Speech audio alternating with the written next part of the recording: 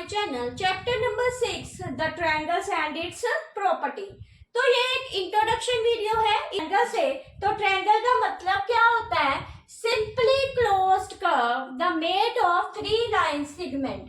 तो ये एक ट्रायंगल दी गई है। इस ट्रायंगल में ये जो 3 लाइन सेगमेंट है, तो ये 3 लाइन सेगमेंट कौन सी है?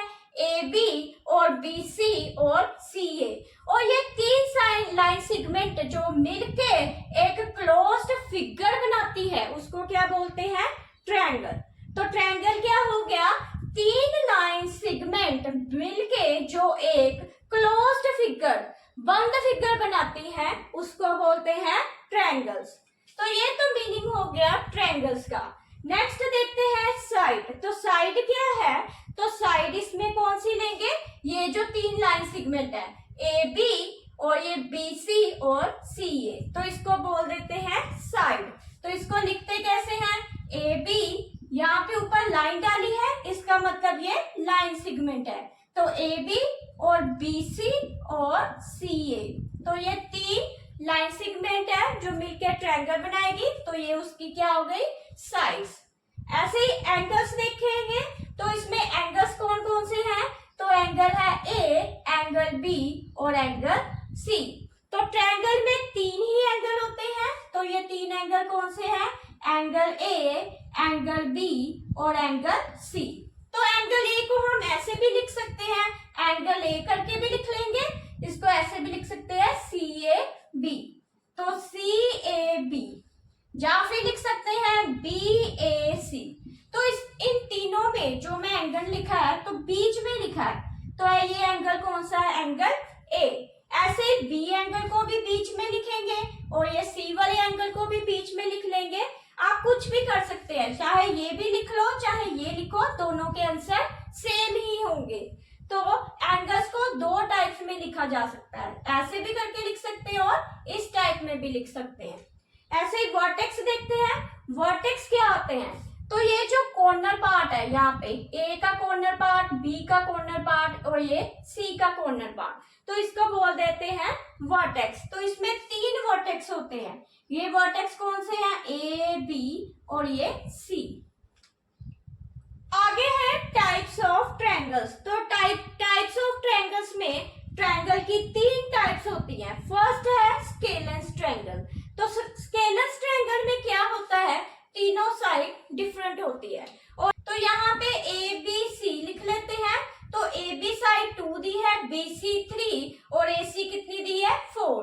तो ये तीनों ही साइड डिफरेंट हो उसको क्या बोलते हैं? Scalene triangle. तो यहाँ पे लिख लेंगे A B not equal to B C not equal to C A, और इनके जो एंगल्स होंगे वो भी नॉट इक्वल होंगे। तो यहाँ पे हम ऐसे लिख लेते हैं angle B A not equal to B angle not equal to C. तो ये हो गया स्केलेंस ट्रायंगल। तो ऐसे ही आइसोसेलेस ट्रायंगल देखते हैं।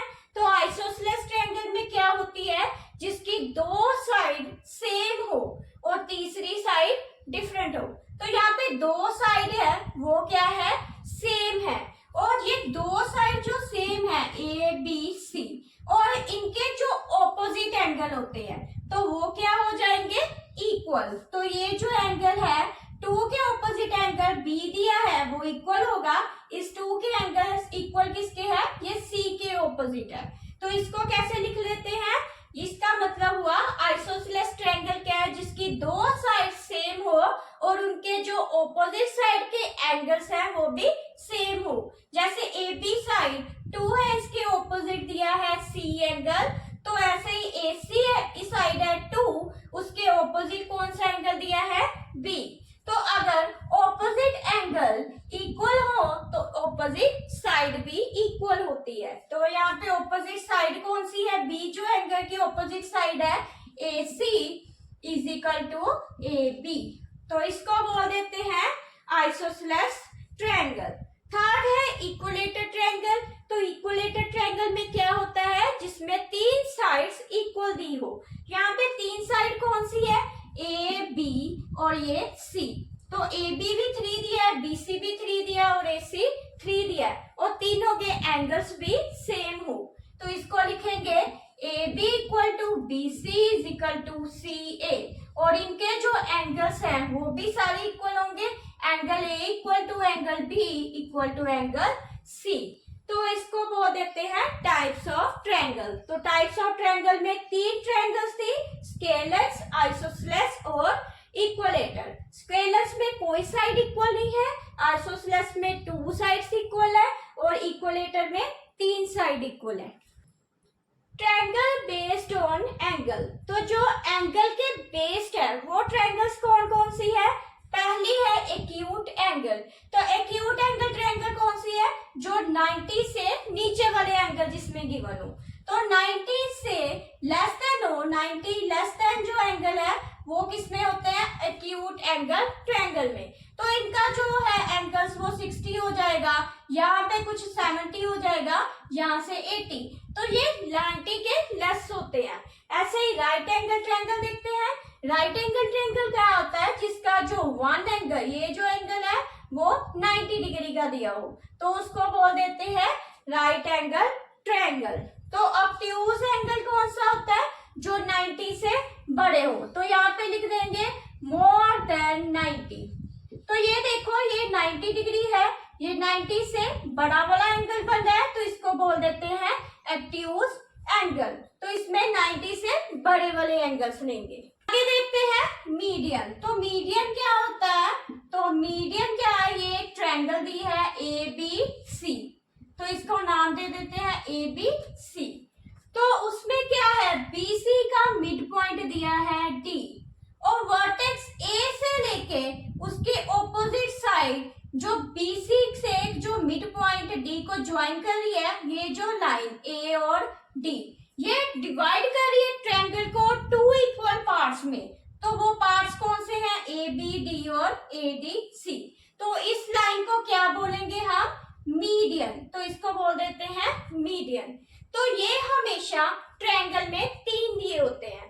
तो इसको दोबारा से देखते हैं। जैसे ये एक बीसी लाइन है, बी और सी, तो उसको जो एक कट कर रहा है पॉइंट वो है डी। तो ये लाइन को डिवाइड कर देगा 2 इक्वल पार्ट में। तो वो 2 इक्वल पार्ट कौन से हैं? B D plus D C is equal to B C. अगर जैसे ये पूरी लाइन 6 सेंटीमीटर की दी है, तो उसके ये 2 पार्ट कौन से हो जाएंगे? 3 प्लस 3। तो इन दोनों को प्लस किया तो ये BC हो गया। तो ये मिड पॉइंट से और उसके ऑपोजिट वर्टेक्स ए से जो लाइन सेगमेंट ज्वाइन कर रही है और डिवाइड कर रही है ट्रायंगल को 2 इक्वल पार्ट्स में, तो उसको बोल देते हैं मीडियन। तो इसमें मीडियन क्या हो जाएगा? AD। ऐसे ही अब हम अल्टीट्यूड के बारे में देखते हैं। तो जैसे ये ट्रायंगल दिया है, ट्रायंगल ABC, तो ABC में अल्टीट्यूड क्या होता है? अल्टीट्यूड मीन्स हाइट होता है, किसी ट्रायंगल की हाइट। तो हाइट भी कैसे निकालते हैं? वर्टेक्स ए से स्ट्रेट जो उसके ऑपोजिट लाइन को नीचे टच कर रही है और ये ज्वाइन हो रही है लाइन 90 डिग्री के एंगल पे, तो उसको क्या बोल देते हैं? अल्टीट्यूड। तो इसमें अल्टीट्यूड कितना हो गया? अल्टीट्यूड हो गया AD। तो अल्टीट्यूड इसको लेंगे AD। तो ये हमेशा 90 डिग्री का स्ट्रेट बना होता है। तो ये AD जो है वो परपेंडिकुलर किसके हो जाएगा? BC के। तो जो AD है वो जो 90 डिग्री का खड़ा है, किस पे खड़ा है? वो BC पे। तो उसको लिख देते हैं AD परपेंडिकुलर टू BC। अगर यही ट्रायंगल्स 3 दी है तो इसमें अल्टीट्यूड क्या होगा? तो यहाँ पे तो ये स्ट्रेट जो लाइन बनेगी 90 डिग्री के एंगल से, तो ये अल्टीट्यूड हो जाएगा एक्यूट एंगल का। और राइट एंगल ट्रायंगल में अल्टीट्यूड क्या होगा? ये लाइन, ये जो हाइट है वो किस पे खड़ी है? ये बेस पे। तो ये इसका क्या हो जाएगा? अल्टीट्यूड। ऐसे ही ऑब्ट्यूज एंगल में देखें तो अल्टीट्यूड क्या होगा? ऑब्ट्यूज एंगल में जो अल्टीट्यूड है वो तो स्ट्रेट लेना पड़ेगा। तो स्ट्रेट लेने के लिए यहाँ थोड़ी लाइन को एक्सटेंड कर देंगे और ये बाहर की तरफ ले लेंगे। ये जो आएगा, ये जो A और D है, ये इसका क्या बन जाएगा? अल्टीट्यूड। तो अल्टीट्यूड हमेशा हाइट के लिए यूज करते हैं। तो किसी भी ट्रायंगल में 3 अल्टीट्यूड और 3 ही मीडियन होते हैं। तो इसका नेक्स्ट जो इस लाइन का अल्टीट्यूड क्या बनेगा, तो यहाँ जो 90 डिग्री का एंगल बनेगा ये अल्टीट्यूड हो जाएगा BD। ऐसे एक ये ले लेंगे तो ये भी अल्टीट्यूड हो जाएगा, इसको E पॉइंट से ले लेंगे। तो एक ट्रायंगल में 3 अल्टीट्यूड होते हैं और 3 ही मीडियन होते हैं। तो मीडियन को भी ऐसे लिख सकते हैं, जैसे ये मीडियन था तो AC का जो मिड पॉइंट E ले लिया, तो इसको जो ज्वाइन कर दिया, इस लाइन को डिवाइड कर दिया उसने 2 इक्वल पार्ट में, तो ये BE मीडियन हो गया ट्रायंगल ABC का। ऐसे ही इस लाइन को भी कट कर रहा है, तो F पॉइंट पे इसका मिड पॉइंट था F के ऑपोजिट जो लाइन थी C से ज्वाइन किया, तो ये इसका मीडियन बन गया ट्रायंगल ABC। आगे है एक्सटीरियर एंगल प्रॉपर्टी।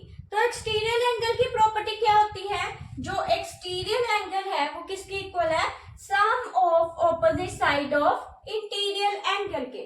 तो जैसे एक्सटीरियर एंगल x दिया है और अंदर की तरफ 60 डिग्री और 70 डिग्री दिया हुआ है, तो एक्सटीरियर एंगल किसके इक्वल हो जाएगा, तो x इज इक्वल टू हो गया अंदर के एंगल्स का प्लस जो उसके ऑपोजिट साइड है। तो x के ये ऑपोजिट आ रहे हैं और अंदर की तरफ भी आ रहे हैं, तो इसको कैसे लिखेंगे, 70 डिग्री प्लस 60 डिग्री, तो ये आंसर आ गया 130 degree.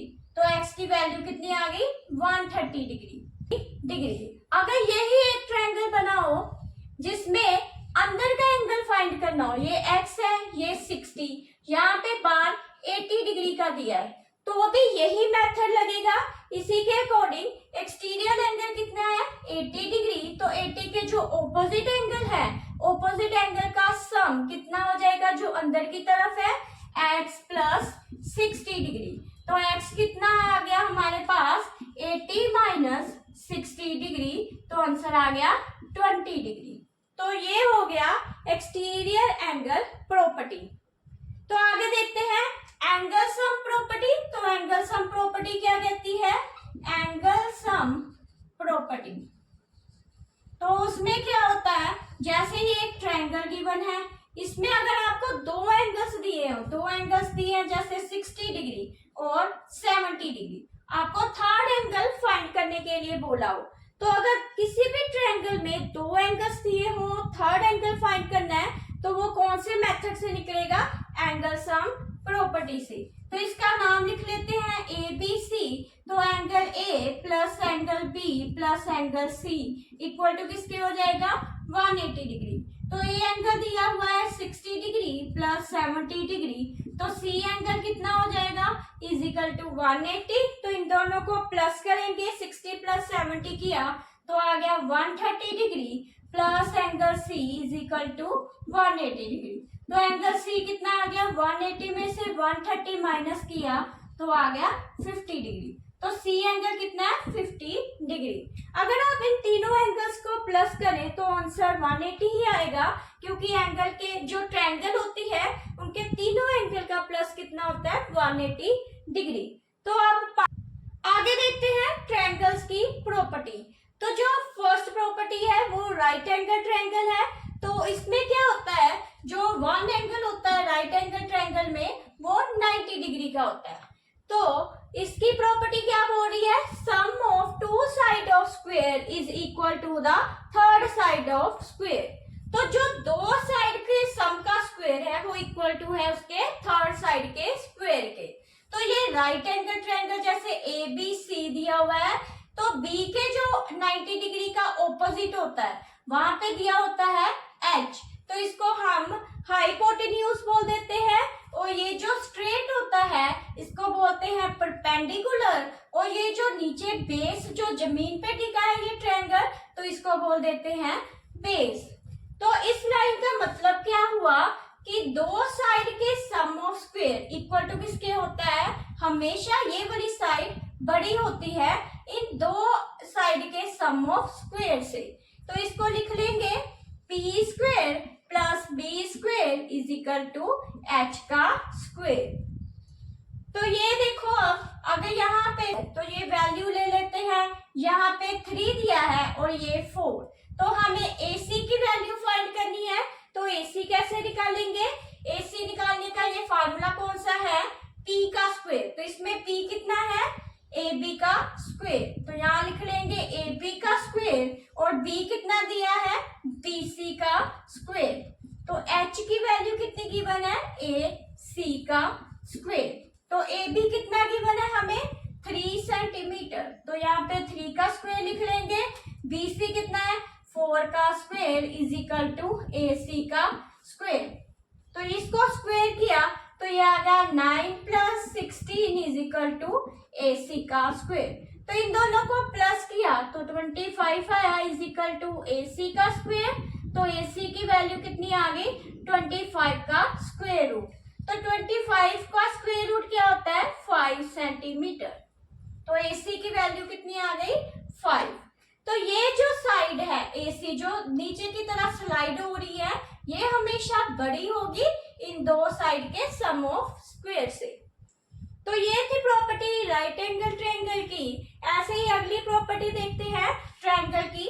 Some of length of any two side greater than third side.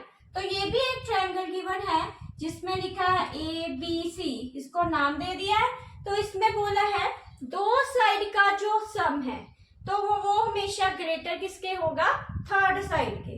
तो दो साइड कौन सी ले लेते हैं? जैसे AB प्लस AC। तो दो साइड ले ली, ये ग्रेटर किसके हो सकती है? BC के। ऐसे ही अब इसको भी लिख सकते हैं जैसे AB प्लस BC, ये ग्रेटर किसके है? AC के। और ये भी लिख सकते हो आप BC plus AC greater than AB। तो इसमें से क्या है? कोई भी ट्रायंगल की एक साइड ग्रेटर होगी sum of two side of triangle को। तो ये थी प्रॉपर्टी। अब हम इससे रिलेटेड कुछ प्रॉब्लम्स को देखेंगे।